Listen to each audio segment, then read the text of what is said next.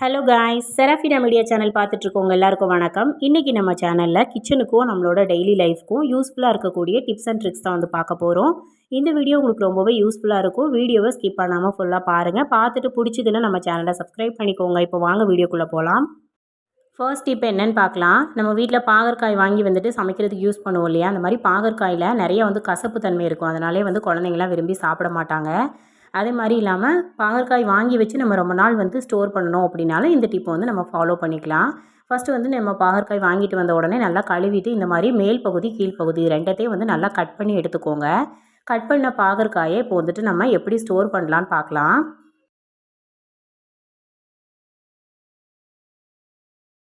இப்போ இந்த பாகற்காயை வந்து சென்டரில் இந்த மாதிரி வந்து கட் பண்ணிவிட்டு உள்ளுக்குள்ளே வந்து விதை பகுதி இருக்கும் பார்த்தீங்களா, இதை வந்துட்டு இந்த மாதிரி கத்தி வச்சு நீங்கள் எடுத்துட்டீங்க அப்படின்னாலே அழகாக வந்து நமக்கு எடுத்துகிட்டு வந்துடும். இந்த மாதிரி நம்ம கத்தி வச்சு எடுக்கலாம், இல்லாட்டி நீங்கள் வந்து ஸ்பூன் வச்சு எடுக்கிற மாதிரி இருந்தாலும் கூட எடுக்கலாம். கத்தி வச்சு லைட்டாக வந்து இந்த மாதிரி ப்ரெஸ் பண்ணிங்கனாலே அழகாக வந்து வந்துடும். இதில் உள்ள விதை பகுதி எல்லாத்தையுமே வந்து அழகாக நீக்கி எடுத்துக்கோங்க. நம்ம இதை வந்து சமையலுக்கு யூஸ் பண்ணுறப்போ கூட இந்த மாதிரி விதை பகுதி எடுத்துகிட்டு நம்ம சமையல் பண்ணுறப்போ நமக்கு வந்து அதில் கசப்பு தன்மை அப்படிங்கிறது இருக்கவே இருக்காது. குழந்தைங்களும் வந்து விரும்பி சாப்பிடுவாங்க. இந்த மாதிரி வந்து விதைகளை நீக்கிட்டு அதுக்கப்புறம் நம்ம சமையலுக்கு யூஸ் பண்ணலாம். சப்போஸ் நீங்கள் வந்து ரொம்ப நாள் வரைக்கும் ஸ்டோர் பண்ணி வைக்க போகிறீங்க அப்படின்னா இந்த மெத்தட் வந்து ஃபாலோ பண்ணிக்கோங்க. ஃபஸ்ட்டு இதை வந்து இந்த மாதிரி கட் பண்ணி விதை பகுதி எல்லாத்தையும் எடுத்ததுக்கப்புறமா இதை நீங்கள் ஸ்டோர் பண்ணி வைக்கக்கூடிய பாக்ஸ் வந்து எடுத்துக்கோங்க. அது பிளாஸ்டிக் பாக்ஸாக இருந்தாலும் பரவாயில்ல, இல்லை வந்துட்டு நார்மலாக எவர் சில்வர் பாத்திரத்தில் ஸ்டோர் பண்ணுறீங்கனால ஓகே. நான் வந்து இந்த மாதிரி ஒரு டிஃபன் பாக்ஸ் தான் வந்து எடுத்திருக்கேன். இந்த பாக்ஸ்க்குள்ளே நம்ம பாகற்காய் வந்து இந்த மாதிரி வைக்கணும். இந்த மாதிரி அடிப்பக்கத்தை வந்து உள்ளுக்குள்ளே வைக்கிற மாதிரி வச்சுட்டு மேல் பகுதி வந்து மேலாக்கில் இருக்கிற மாதிரி இந்த மாதிரி வச்சுட்டிங்க அப்படின்னா சீக்கிரமாக வந்து கெட்டு போகாது. இந்த மாதிரி நம்ம உள்ளுக்குள்ளே வந்து அடுக்கி வச்ச மாதிரி வச்சுக்கலாம். வச்சதுக்கப்புறம் இதில் வந்து நம்ம சமையலுக்கு யூஸ் பண்ணுற எண்ணெயாக இருந்தாலும் பரவாயில்ல, இல்லை தேங்காய் எண்ணெயாக இருந்தாலும் பரவாயில்ல. இதை வந்துட்டு இந்த பாகற்காய் மேல் பகுதி இருக்குது பார்த்திங்களா, அந்த இடத்துல வந்து எண்ணெய் வந்து படுற மாதிரி நல்லா வந்து ஊற்றி வச்சிட்டிங்க அப்படின்னா பாகற்காய் ரொம்ப நாள் ஆனாலும் கெட்டு போகாமல் ஃப்ரெஷ்ஷாக இருக்கும். இந்த மாதிரி வச்சுட்டு நீங்கள் ஃப்ரிட்ஜுக்குள்ளே எடுத்து வச்சுருங்க. இப்படி வந்து நீங்கள் ஸ்டோர் பண்ணி வைக்கிறப்போ ரொம்ப நாள் வரைக்குமே இது ஃப்ரெஷ்ஷாகவே இருக்கும். அடுத்த டிப் என்னன்னு பார்க்கலாம். இந்த மாதிரி ரிமோட் வந்து நம்ம வீட்டில் வச்சுருப்போம் இல்லையா, ரிமோட்டில் வந்து என்ன பிரச்சனை இருக்கும்னு பார்த்தோன்னா, அடிக்கடி வந்து இந்த பேட்டரி வந்து நம்ம கழட்டுறப்போ நமக்கு ரொம்ப வந்து கஷ்டமாக இருக்கும். நகம் இருந்துச்சு அப்படின்னா சில பேர் ஈஸியாக வந்து கழட்டிடுவாங்க.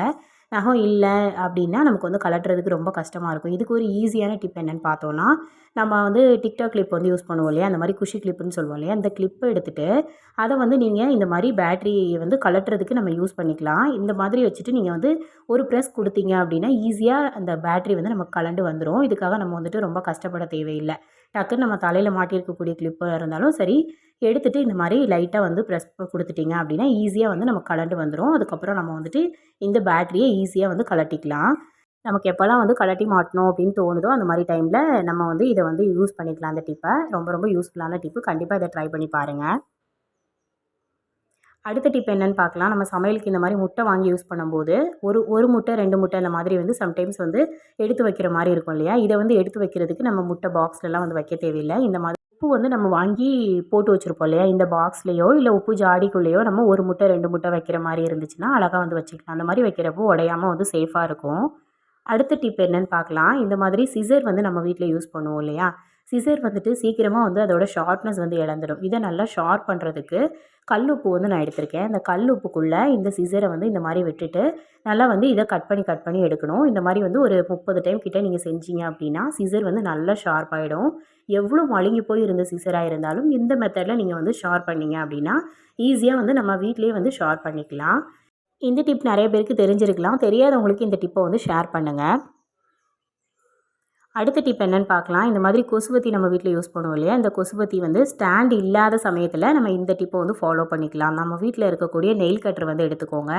நெயில் கட்டரில் இந்த மாதிரி வந்து நெயில் கட்டர் இருக்கும் பார்த்தீங்களா, உள்ளுக்குள்ளே வந்து இந்த கத்தி வர மாதிரி நெயில் கட்டர் இருக்கும்.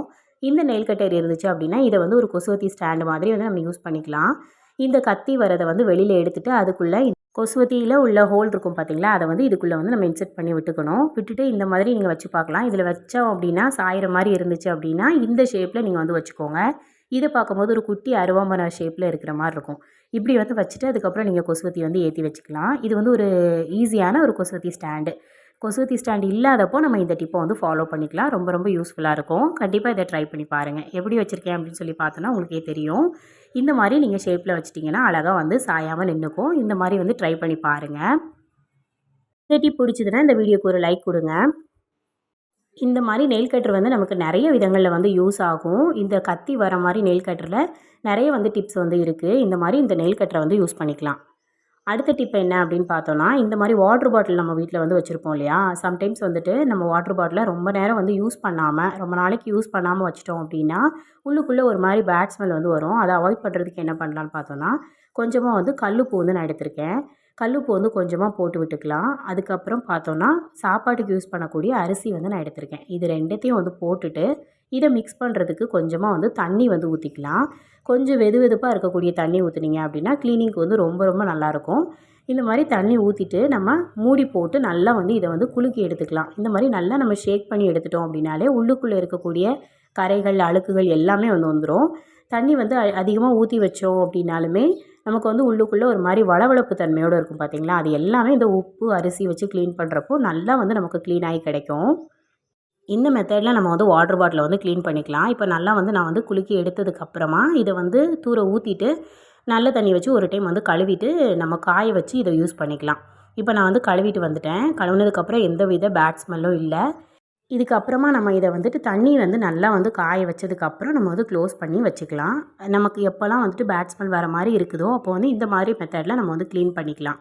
இப்போ இதை வந்து காய வைக்கணும் அப்படின்னா ஓரமாக வந்து நம்ம வந்து இதை சாய்ச்சி வச்சு காய வச்சுக்கலாம். இல்லாட்டி வந்து நம்ம பருப்பு கடையிற மத்து இருக்குது பார்த்திங்களா, அதை வந்து உள்ளே விட்டுட்டு நம்ம நேருக்கு வச்சோம் அப்படின்னா ஈஸியாக நமக்கு வந்து காஞ்சி கிடைக்கும். நான் இந்த மெத்தடில் வந்து காய வச்சு எடுத்துக்கிட்டேன். அடுத்த டிப் என்னன்னு பார்த்தோன்னா, இட்லி பாத்திரத்தில் காயின் போட்டு பாருங்கள், நீங்களே ஷாக் ஆகிடுவீங்க. இட்லி பாத்திரத்தில் நம்ம வந்துட்டு இட்லிலாம் ஊற்றி வேக வச்சு எடுப்போம் இல்லையா? அதுக்கு முன்னாடி நம்ம தண்ணி வந்து வச்சு ஃபஸ்ட்டு வந்து சூடு பண்ணி எடுப்போம். தண்ணி வைக்கிறப்போவே அந்த பாத்திரத்துக்குள்ளே ஒரு காயின் வந்து போட்டு விட்டுருங்க. இது எதுக்காக அப்படின்னு பார்த்தோன்னா, எப்போவாவது நம்ம வந்துட்டு கம்மியாக வந்து இட்லி வேக வச்சு எடுப்போம். சில நேரங்களில் வந்து பார்த்தோன்னா, அதிகமாக இட்லி வந்து நம்ம வேக வச்சு எடுக்கிறப்போ நம்ம வந்து இட்லி தட்டில் இட்லி மாவு வந்து ஊற்றிட்டு எடுத்து நம்ம மூடி வச்சுருவோம். ஃபர்ஸ்ட் டைம் வந்து நம்ம இட்லி வந்து வேக வச்சு எடுத்துட்டு 2வது டைம் வந்து நம்ம மாவு ஊற்றி வைக்கிறப்போ தண்ணி அளவு வந்து பார்க்கறதுக்கு வந்து மறந்துடுவோம் இல்லையா? அந்த மாதிரி டைமில் நம்ம இந்த டிப்பை வந்து ஃபாலோ பண்ணிக்கணும். தண்ணி அளவு வந்து நம்ம பார்க்காம மறந்துட்டோம் அப்படின்னா என்ன ஆகும்? தண்ணி வந்து இல்லாமல் பாத்திரம் வந்து அடி பிடிச்ச மாதிரி ஆகிடும். அதை வந்து அவாய்ட் பண்ணுறதுக்கு தான் இந்த ஒரு டிப்பு.